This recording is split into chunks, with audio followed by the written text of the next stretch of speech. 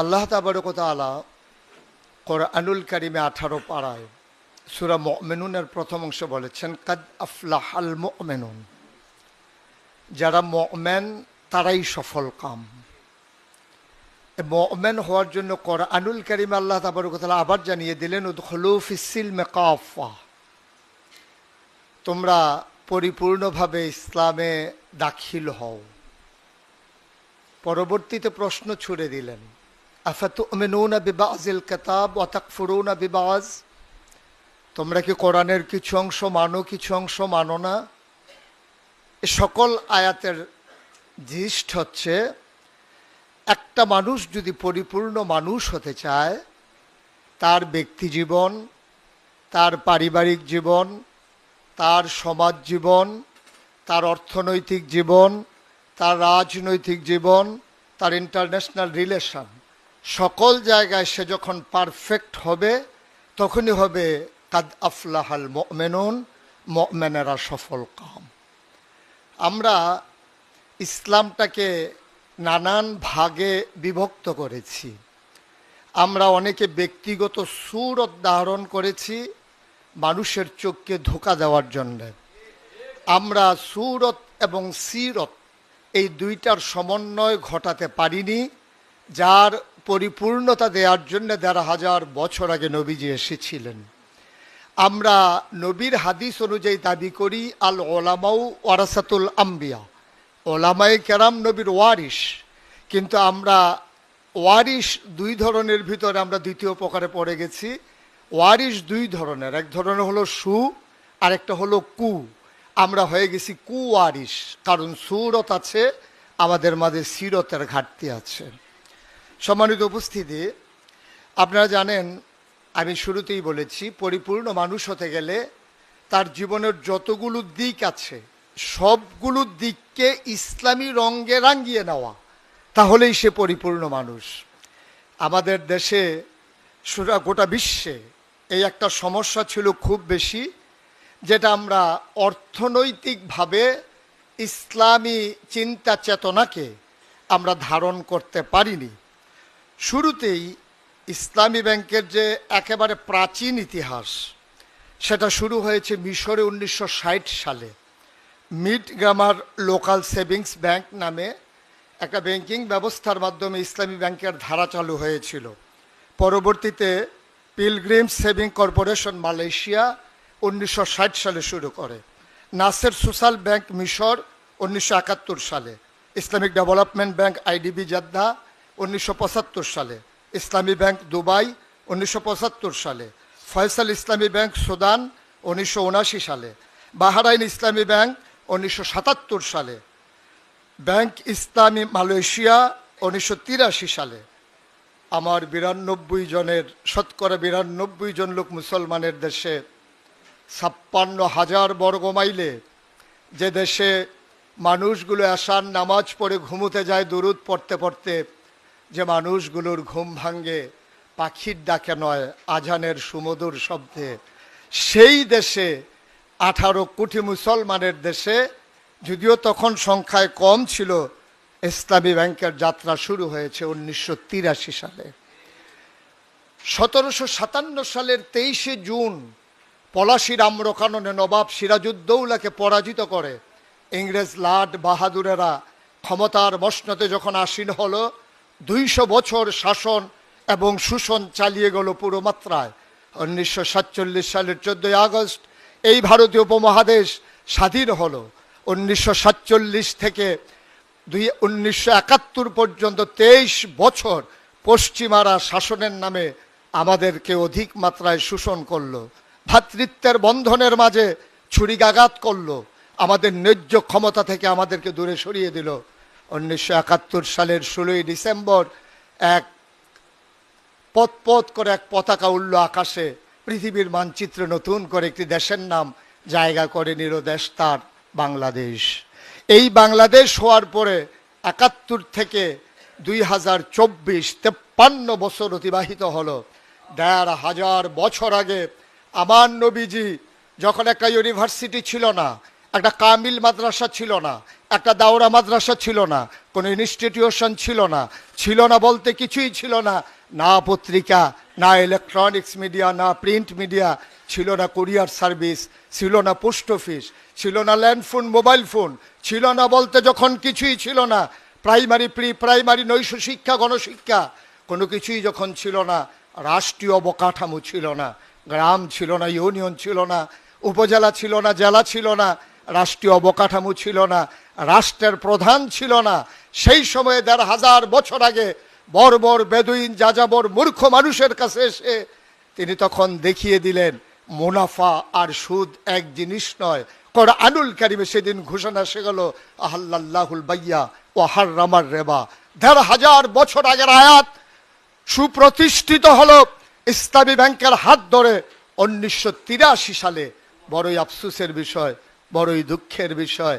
ইসলাম তো তাই, যা বারবার ঝড় ঝঞ্ঝাকে বুক উঁচু করে, বুক তাকিয়ে দিয়ে একেবারে উঁচু করে দিয়ে কাফেরের বেদিনের সামনে বুক চেতিয়ে দাঁড়াবে, এটাই তো ইসলাম।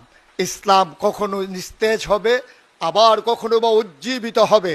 সমহারে কখনোই ইসলাম মাথা উঁচু করে পৃথিবীর ইতিহাসে দাঁড়ায়নি। নবী গিয়েছে, নবী বদল হয়েছে, ডেস্ট্রয় এসেছে, আবার মাথা উঁচু করে দাঁড়িয়েছে। ইসলামী ব্যাংকের একটা দুঃসময় গেছে। আজকে ২০২৪ সালে ৫ই আগস্টের মহাবিপ্লবের পরে, নতুন স্বাধীনতার পরে ইসলামী ব্যাংক আবার মাথা উঁচু করে দাঁড়িয়েছে। সুতরাং এই ব্যাংক আমাদের ব্যাংক, আমাদের স্বপ্নের ব্যাংক, আমাদের স্বপ্নে লালিত ব্যাংক। ইমামের জমানো সামান্য বালিশের নিচের টাকা দিয়ে পুঁজি করে এই ব্যাংকের ভিত্তিপ্রস্তর স্থাপন করা হয়েছে। সুতরাং আজকে ইমামদেরকে ডেকে এনে আজকে এই ইসলামী ব্যাংকের নতুন সূচনার দিনে আবার তাদেরকে মর্যাদা আসীন করেছে। ইসলামী ব্যাংক তাদের সহযোগিতা চেয়েছে, স্যালুট জানাই সেই সমস্ত কর্মকর্তাদেরকে যারা রোগ অনুযায়ী ওষুধ চিহ্নিত করতে পেরেছে। ইসলামী ব্যাংকে যদি আবার এগিয়ে নিতে হয়, আগের মতো নয়, আর চাইতে যদি আরো ভালো অবস্থানে নিতে হয়, তাহলে আমি বিশ্বাস করি যে চেতনা তারা লালন করেছেন, এটাই প্রকৃত চেতনা। এই বাংলাদেশে ইসলামী ব্যাংকিং ব্যবস্থাকে, অর্থ ব্যবস্থাকে যদি উন্নত করতে হয়, তাহলে এই আলেমদের কোনো বিকল্প নাই।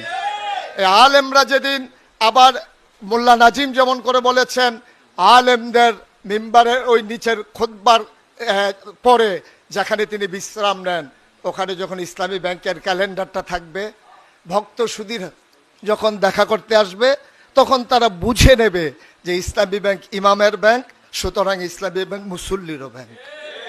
ইমামের ব্যাংক হতে পারলেই তো মুসল্লির ব্যাংক হবে, সীমাবদ্ধতা আছে।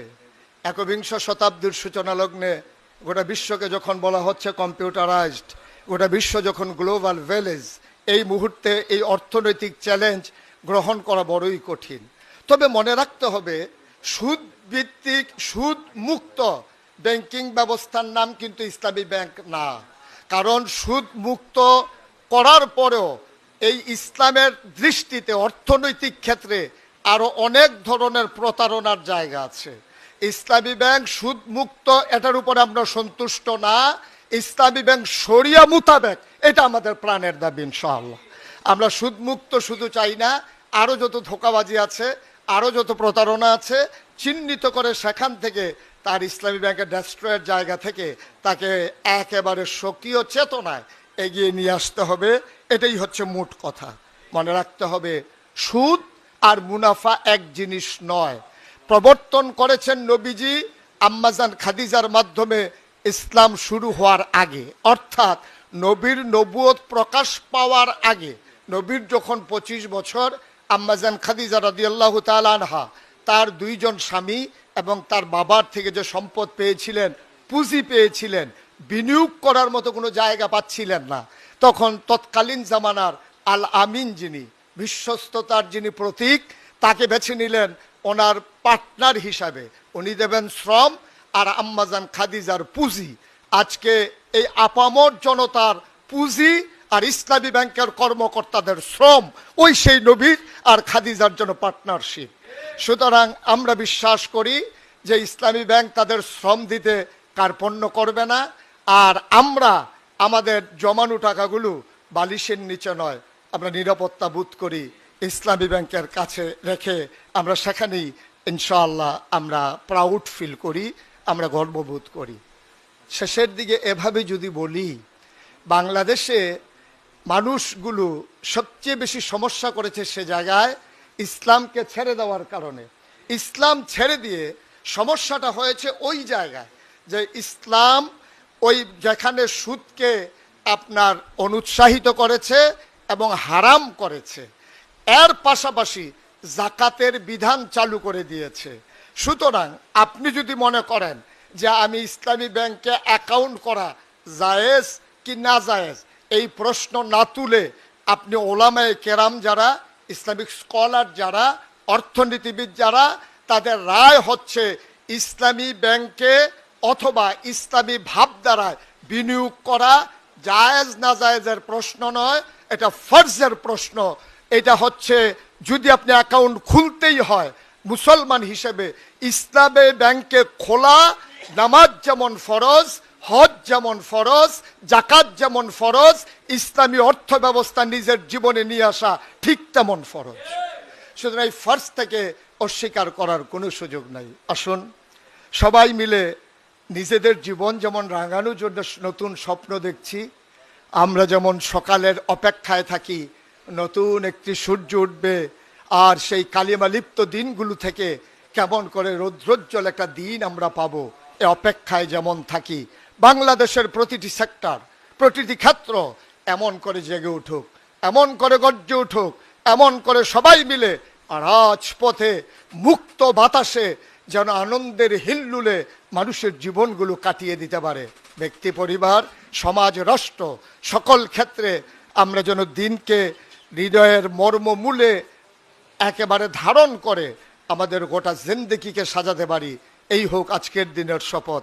সবাই মিলে এগিয়ে যাই, সবাই মিলে হেসে উঠি, সবাই মিলে জানিয়ে দেই আমরা ছিলাম, আমরা আছি, আমরাই থাকবো ইনশাআল্লাহ।